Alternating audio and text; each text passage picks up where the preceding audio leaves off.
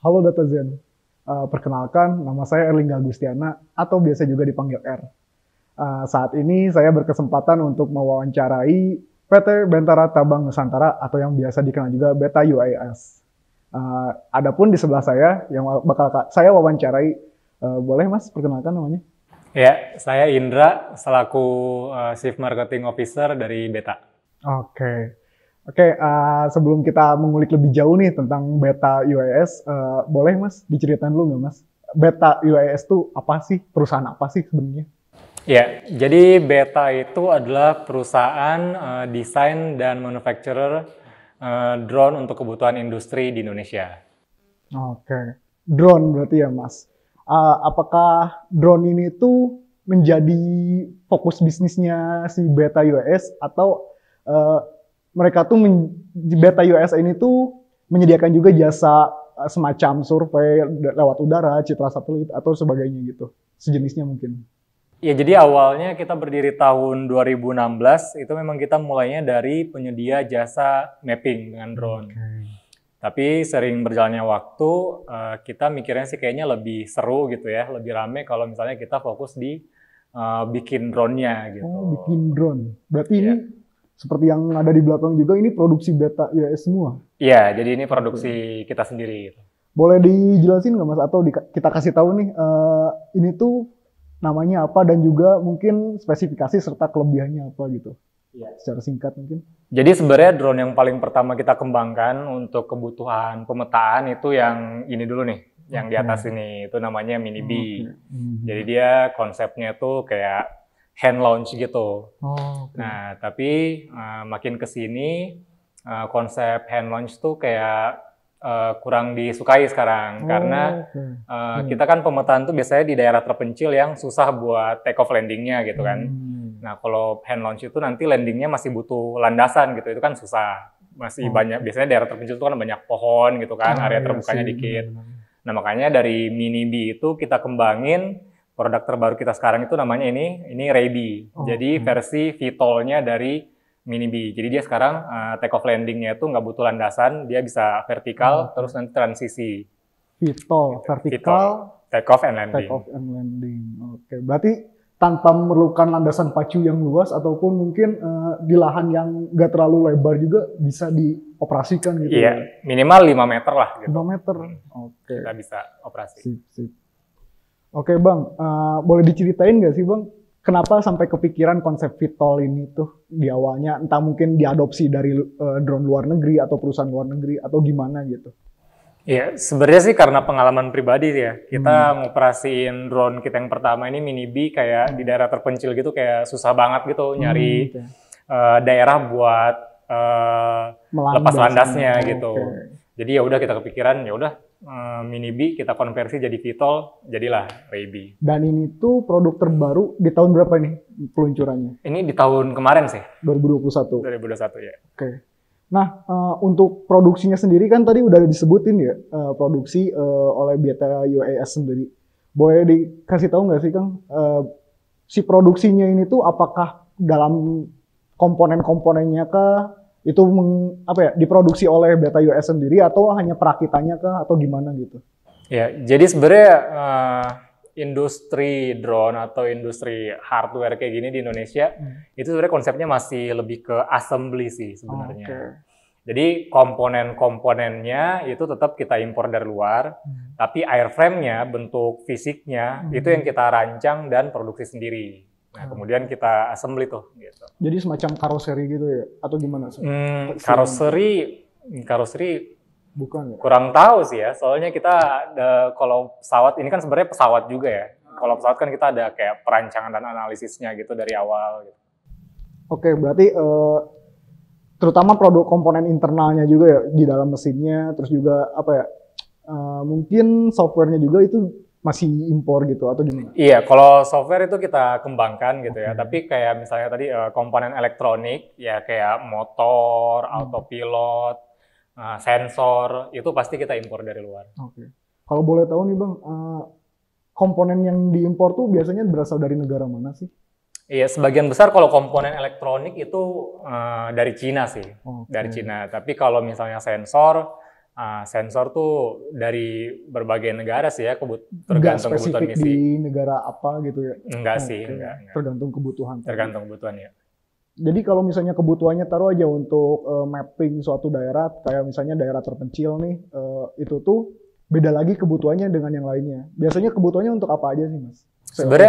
Sebenarnya kalau misalnya mapping biasa gitu ya, dengan sensor dari Cina itu cukup. Tapi biasanya kalau misalnya untuk kebutuhan yang sensitif, biasanya misalnya pertahanan gitu ya, kita yang dari US misalnya kayak gitu. Oke.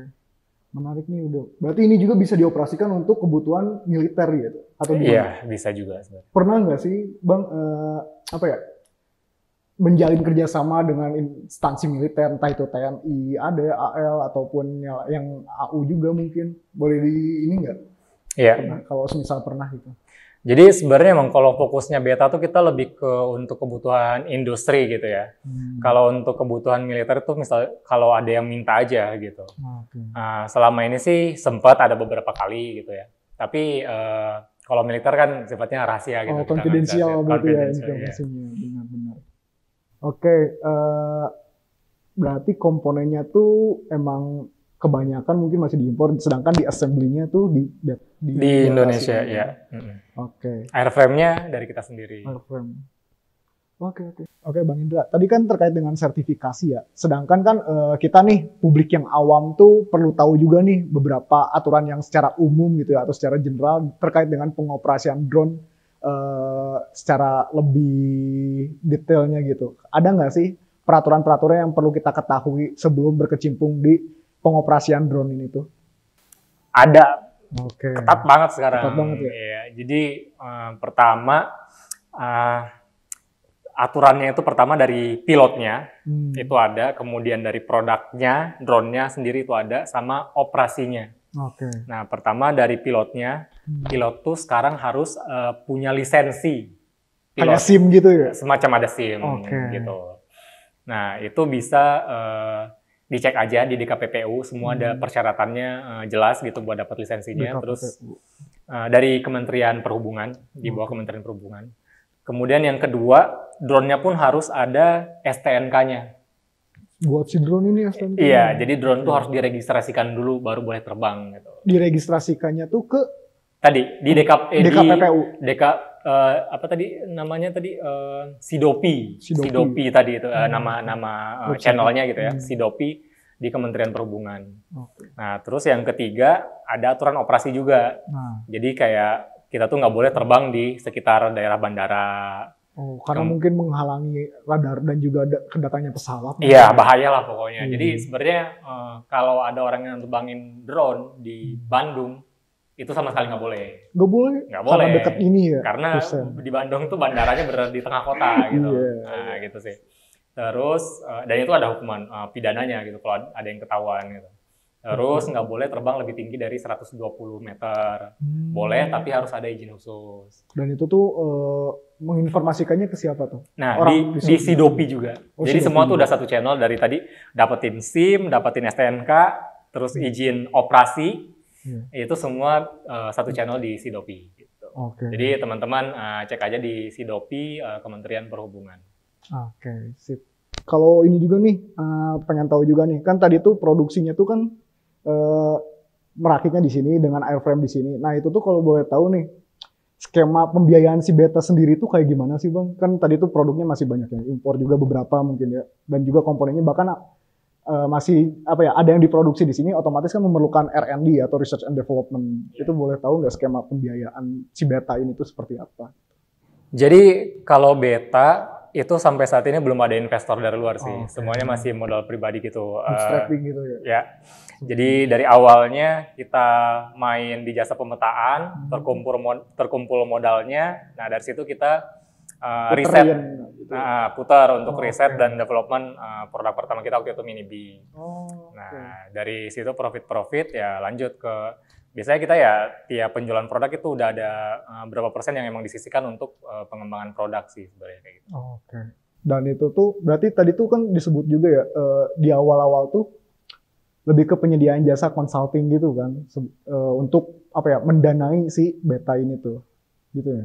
Sebenarnya mungkin dari awal nggak kepikiran emang mau bikin drone ya gitu. Awalnya emang bikin nyediain jasa mapping drone gitu. Tapi sering berjalan waktu kayaknya lebih seru gitu kalau kita mainnya di bikin drone-nya gitu. Kayak gitu sih. Sip. Nah, menariknya tuh ketika tadi ya berarti ada alokasi tersendiri ya untuk biaya R&D terutama. Nah, kalau boleh tahu nih, sebagai industri dalam negeri juga kan Beta tuh, yang mana mungkin industri high technology juga. Kira-kira nih Bang, kalau boleh tahu dari pemerintah sendiri tuh ada support nggak sih? Entah itu mungkin support secara finansial ataupun non-finansial gitu untuk Beta sendiri hingga saat ini. Iya, jadi sebenarnya kalau support pemerintah untuk industri lokal ya dengan kemarin Omnibus Law dan segala macam, kalau saya baca sebenarnya banyak banget gitu ya dukungan pemerintah di sana gitu untuk industri lokal gitu. Cuman dari Omnibus Law itu tahun 2020 ya, iya, 2020. kayaknya apa yang tertulis sana tuh belum benar-benar kerasa sih gitu, di kita industri lokal. Jadi tataran implementasinya tuh belum. Implementasinya belum terlalu terasa, ya. Jadi sebenarnya kan kita industri drone ini walaupun kelihatannya high end gitu, tapi sebenarnya kita kelasnya tuh masih UMKM sebenarnya. Ya, dan kebijakan-kebijakan itu tuh untuk UMKM kayaknya sampai saat ini belum terasa. Belum kejangkau dari pemerintahnya atau gimana?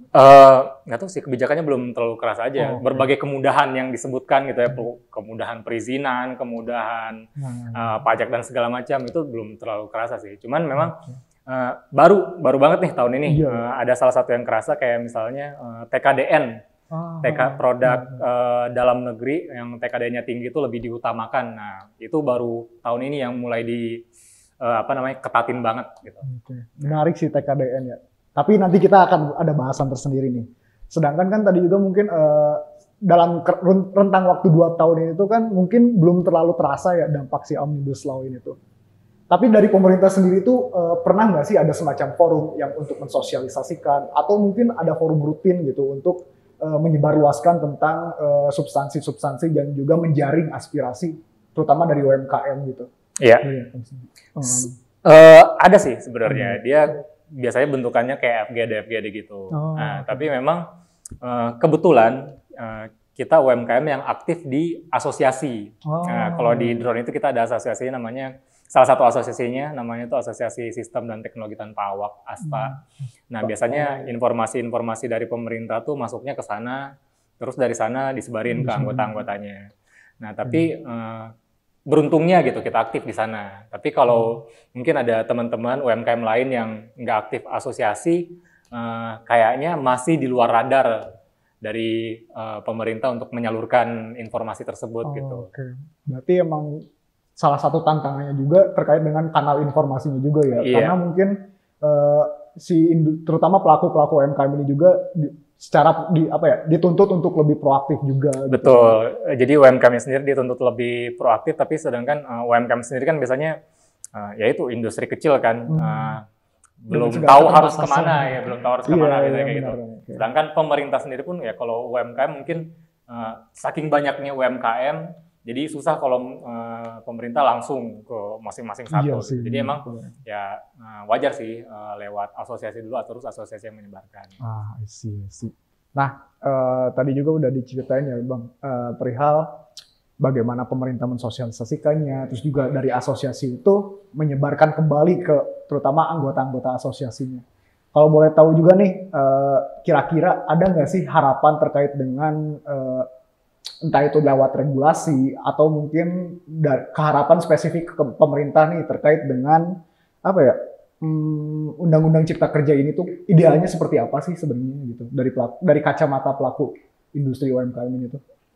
Sebenarnya UMKM khususnya buat di drone nih gitu.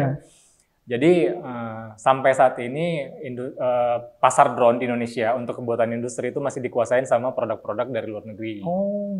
Kayak gitu. Padahal sebenarnya kan drone ini tuh teknologi yang sensitif ya. Kita terbang tuh sambil collect data lah gitu kan.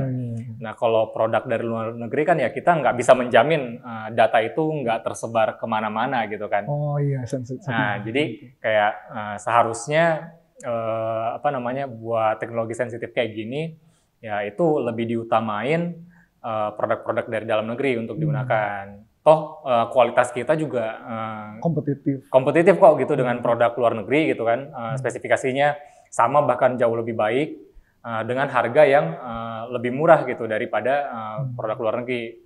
Selain harga yang lebih murah, kita juga after sales-nya lebih terjamin gitu kan, lebih gampang, lebih dekat gitulah. Dan juga masih dalam lingkup pemerintah itu sendiri. Nah, jadi kan ya, tapi ya itu dukungan pemerintah sih dalam bentuk tadi ya, aturan TKDN itu ya.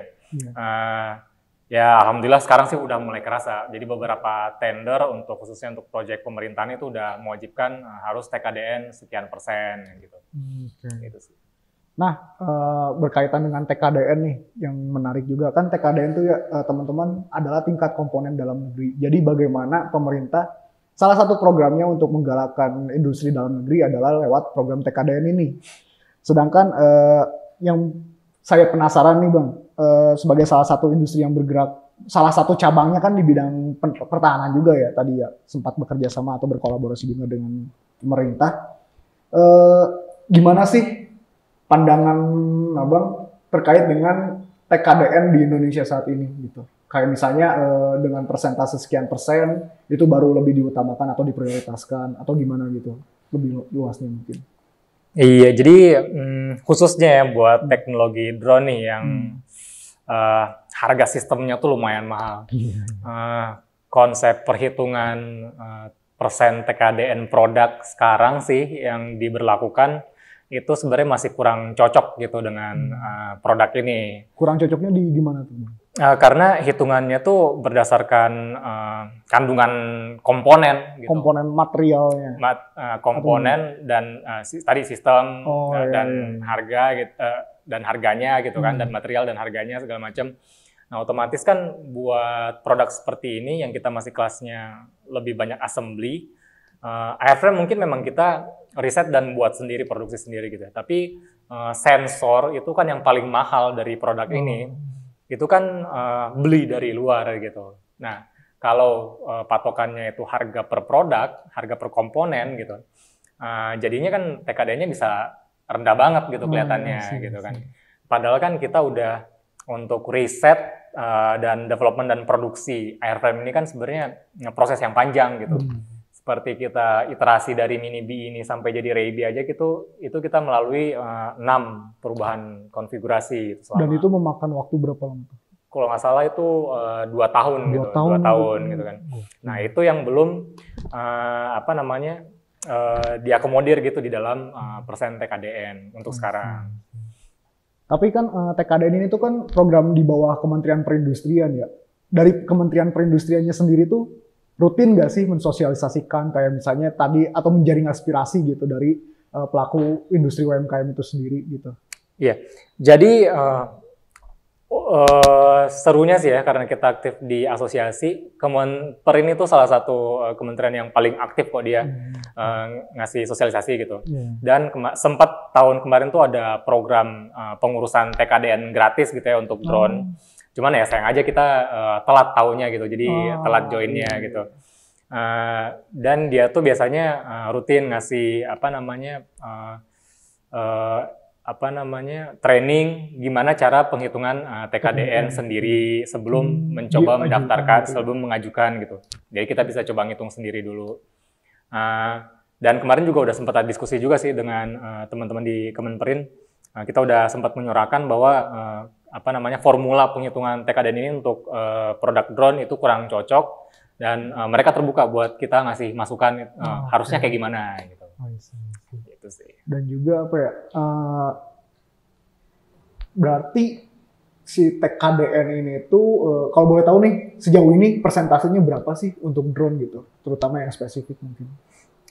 Kemarin tuh jadi buat program TKDN gratis dari pemerintah, dari Kemenperin kemarin, itu mewajibkan produk drone itu yang bisa dapat gratis TKDN-nya, itu kalau dia berhasil dapat di atas 25% TKDN-nya. Kecil kalau sebenarnya.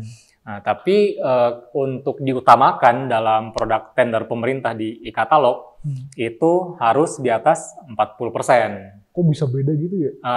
Ya mungkin maksudnya untuk memudahkan gitu ya kan, karena mereka juga paham, oh ini drone masih assembly gitu. Jadi batas untuk program TKDN gratisnya 25% dulu nggak masalah lah gitu. Tapi memang nanti diutamakan ketika kita mau tender di di LPSE lewat e-katalog, itu yang di atas 40%. Bahkan kalau nggak salah di yang Omnibus Law itu nantinya bakal jadi di atas 50% gitu. Kayak gitu. Berarti ini berkaitan juga dengan si Omnibus Law tadi ya. Kayak misalnya dari 25%, harapannya sih dengan hadirnya si regulasi ini tuh bisa meningkatkan penggunaan komponen juga dalam negeri. Iya, bisa meningkatkan penggunaan produk di dalam negeri. Gitu. Cuman ya itu, sekarang jadinya PR bagi industrinya sendiri untuk gimana caranya mencapai 50% itu. Gitu. Iya, iya. Itu, jadi agak berat juga gitu ya. Sulit juga, iya. Nah, berarti tadi kan ada juga peran terbaru dari Kemenperin ya untuk fasilitasi sertifikasi TKDN, terus juga jaring aspirasi perihal gimana sih idealnya di industri, terutama industri drone ini sendiri. Nah, kalau boleh tahu nih Bang Indra, setelah mendapat sertifikasi TKDN itu tuh apa sih dampaknya? Apakah mungkin lebih dibantu dalam pemasaran atau apa gitu?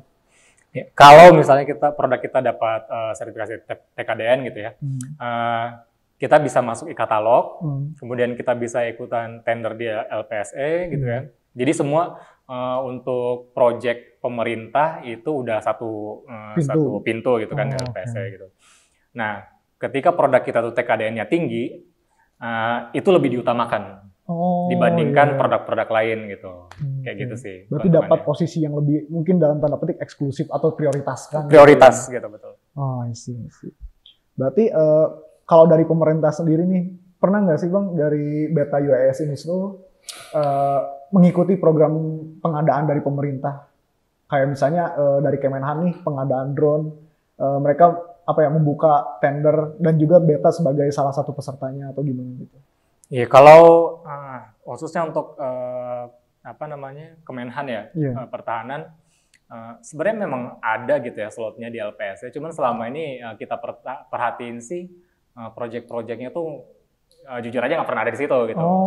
Karena memang kebutuhannya tuh langsung ke usernya, ke angkatan-angkatannya gitu. Ke matra kayak misalnya angkatan darat, laut. Iya, kayak gitu. Biasanya sih kayak gitu. Nah, tapi pernah nggak sih ikutan di kementerian atau lembaga lain, entah itu mungkin jasa pengadaan atau mungkin jasa konsultasi kayak gitu? Pernah sih, pernah. Boleh diceritain nggak Bang? Ya, cuman sampai saat ini belum pernah dapat aja sih dari situ. Iya. Tapi ya enaknya dari LPSE sih kita bisa lihat semua status dan progresnya gitu. Dan terpantau gitu ya. Kita enak lah terbuka. Oke. Nah, tadi kan dari pemerintah ya atau dari kementerian dan juga lembaga. Sedangkan kalau dari swasta sendiri itu si Beta UAS udah pernah menjalin kolaborasi atau menjangkau pasar swasta belum sih Bang? Iya, kita sih user terbesarnya kalau swasta tuh industri oil and gas dan pertambangan sih. Berarti geraknya tuh di survei gitu kalau oil and gas atau gimana? Iya, kalau oil and gas itu oil and gas tuh lebih ke pemantauan sih. Jadi dia ada pipeline-nya tuh kan panjangnya ratusan kilometer lewat hutan, area terpencil gitu. Itu kan nggak mungkin dia pantau manual kan. Jadi kita pakai drone buat mantau pipeline-nya secara rutin kayak gitu sih. Dan itu tuh di program maintenance juga ya bagi mereka? Iya, di maintenance fasilitas pun sekarang kayak fasilitas-fasilitasnya gitu, itu udah pakai drone juga. Gitu. Buat area-area yang sulit dijangkau manusia, dia pakai drone. Oke, menarik tuh. Berarti selain dari pemerintah, swasta juga, terutama swasta yang bergerak di bidang minerba mungkin ya, mineral dan mutu kayak gitu, emang jadi pangsa pasarnya si drone ini ya? Betul. Sama sekarang yang lagi rame sih, mulai rame banget sekarang, itu untuk di agriculture sekarang. Agriculture ini tuh berarti sama juga seperti tadi, lewat pemantauan udara, memantau si lahan agrikulturnya atau gimana tuh? Awalnya sih kalau di agriculture itu lebih untuk ke spraying pestisida sama pupuk gitu, pakai drone. Karena mungkin hamparan lahan yang luas gitu kan. Terus pakai drone sprayingnya jadi lebih merata gitu kan. Nah, tapi setelah orang tahu nih, bagus nih nge-spray pakai drone gitu ya merata. Akhirnya sekarang pada mulai masuk juga nih drone untuk ngecek kesehatan tanaman secara rutin gitu. Oh, berarti itu dipetakan juga. Dari si dari si pemberian pestisida di udara tuh bisa kepantau juga secara langsung juga kayak kondisi tanaman juga gitu. Sebenarnya biasanya drone-nya terbang dulu gitu, buat metain dulu kondisi tanamannya, terus tahu nih mana yang butuh disemprot. Nah, istilahnya kayak gitu. Jadi nanti drone spraying-nya tuh cuman kesana doang gitu, spesifik di situ. Jadi nggak semuanya disemprot lagi. Gitu. Juga jadi lebih efisien gitu. Nah, berarti kan tadi sampai spesifik memantau kondisi tanaman ya. Berarti se-advance itu ya sistemnya tuh gitu. Atau gimana tuh Bang? Boleh diceritain detailnya? Ya, jadi sebenarnya sistemnya drone itu kelihatannya aja ya, kayak advance gitu ya, kayak canggih. Cuman drone itu serunya adalah bisa dibilang terbuka gitu ilmunya gitu, open source lah gitu banyaknya. Jadi kayak sebenarnya siapapun yang emang berminat itu bisa bisa terjun. Karena sebagian besar pun pelaku industrinya itu yang awalnya hobi aeromodeling dulu gitu. Terus akhirnya terjun ke drone gitu. Berarti kalau dari ini juga kan nggak spesifik bahwa nggak spesifik harus latar belakangnya engineer ya, tapi siapapun yang mau belajar juga sebenarnya bisa aja gitu. Iya, jadi kalau di beta kebetulan aja gitu ya, buat kepala-kepalanya nih latar belakangnya aerospace engineer semua gitu. Tapi sebenarnya latar belakang apapun tuh bisa kok. Apalagi kalau ya sebenarnya kan pemetaan tuh sebenarnya lebih bidangnya anak geodesi. Kemudian teknologi elektronika gini ya sebenarnya bidangnya anak teknik elektronika gitu kan. Terakhir nih Bang Indra tuh ngelihat si drone ini tuh di Indonesia terutama ya, karena mungkin kan koreksi apabila saya keliru ya, di Indonesia sendiri tuh orang-orang yang berkecimpung di industri drone ini mungkin belum terlalu banyak ya, atau mungkin ada beberapa tapi mungkin lebih ke berkutat di situ aja. Boleh dikasih tahu nggak sih Bang outlook atau pandangan Abang di industri drone terutama di Indonesia ini ke depannya tuh seperti apa gitu? Sebenarnya drone itu cuman wahana doang gitu. Ibaratnya cuman mobilnya toh. Pemanfaatannya untuk apa? Itu sangat luas, tergantung kayak imajinasi kita gitu. Jadi pemanfaatan drone saat ini itu kayak mungkin cuman masih sebagian kecil dari dari potensi besarnya gitu kan. Tadi kalau dari kita kan beta cuman sekarang fokus di industrinya. Tapi kan drone untuk di militer sekarang justru lagi rame banget tuh kan, gara-gara perang Rusia Ukraina. Semua orang jadi tahu drone tuh bisa kayak gitu kan. Nah, dan itu baru ngebahas drone untuk yang terbang. Drone untuk drone yang nyelam, drone yang di atas air, drone yang di darat. Macam-macam. Macam-macam gitu. Pemanfaatannya besar banget gitu. Jadi kedepannya teknologi drone ini bakal sangat berkembang. Pemanfaatannya pun bakal semakin luas gitu ya. Buat sekarang mungkin yang berkecimpung di dalamnya tuh emang orang-orang yang dasarnya emang kuliah di situ atau memang hobi di situ gitu ya.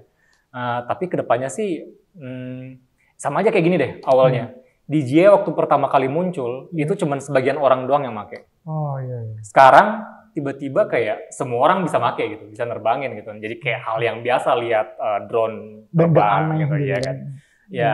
Ya drone kayak gini di masa depan gitu bakal jadi hal yang lumrah juga gitu. Toh sekarang kenyataannya juga udah ada mobil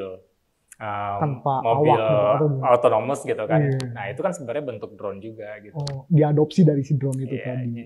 Teknologinya sama gitu. Sip. Terakhir nih Bang, harapannya mungkin ya, terutama bagi pemerintah nih, atau bahkan mungkin pemerintah secara khususnya maupun swasta secara umumnya gitu ya, berkaitan dengan pengembangan drone terutama di industri dalam negeri nih, ada nggak sih harapannya gitu? Iya, kalau untuk pemerintah sih sebenarnya harapannya, ya tadi kan potensi drone itu sangat besar gitu sebenarnya. Dan kebetulan Indonesia itu salah satu yang paling maju lah di Asia Tenggara pengaruh kembangan teknologi drone-nya gitu. Ya Omnibus Law, Cipta Kerja, apa namanya, kebijakan-kebijakan di sana untuk membantu industri kecil itu sebenarnya udah sangat bagus ya kalau saya lihat. Cuman aplikasinya gitu, pengaplikasiannya tuh Masih kurang cepet sih menurut saya gitu. Kurang taktis gitu ya. Kurang berani gitu. Nah itu sih. Terus yang kedua, ini kan teknologi yang sensitif sebenarnya gitu. Nah kalau bisa pemerintah lebih membantu untuk risetnya juga gitu. Karena selama ini permasalahan riset di Indonesia itu berjangka tahunan gitu. Kayak nggak bisa kita jangka panjang gitu sebenarnya. Berarti masih jangka pendek dan jangka pendek. Nah, kalau kan sebenarnya buat penguasaan teknologi ini kan, dan ini teknologi yang terus berkembang gitu kan ya, harusnya bisa program yang lebih panjang gitu ya. Itu sih. Terus kalau untuk swasta, ya harapannya sih bisa mulai memanfaatkan menggunakan teknologi drone dalam negeri gitu. Karena toh kualitasnya apa namanya sama kok gitu dengan produk luar negeri dengan harga yang lebih murah dan after sales yang bisa dibilang lebih baik gitu. Itu sih. Sip. Oke, sekian ya Datazen terkait dengan obrolan saya dan juga Bang Indra terkait dengan drone ini. Ada pesan terakhir Bang Indra? Oke, buat teman-teman yang interest buat terjun ke dunia drone, terjun aja gitu. Di internet tuh zaman sekarang tuh semua ada di internet. Dan kalau mau main-main ke beta, kita terbuka banget kok. Gokil. Kayak hari ini gitu kan. Gokil banget. Oke, sekian dan terima kasih sudah menyimak sampai sejauh ini. Sampai jumpa di podcast berikutnya. See you, Datazen. Dadah.